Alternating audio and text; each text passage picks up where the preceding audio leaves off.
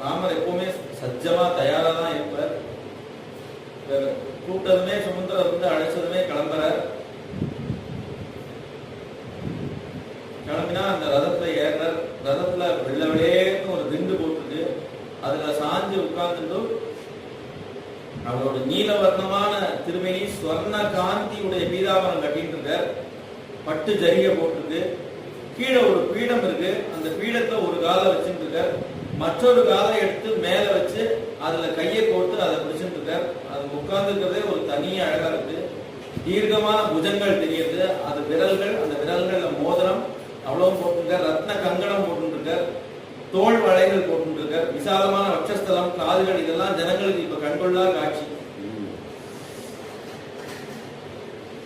யாரோ கந்தர்வன் சித்திரரதன் அப்படிங்கிற அவளா ரொம்ப அழகா இருப்பாளே அப்படின்னா அவளா ராமரோட அழகுக்கு எந்த மூலையில அப்படிங்கிற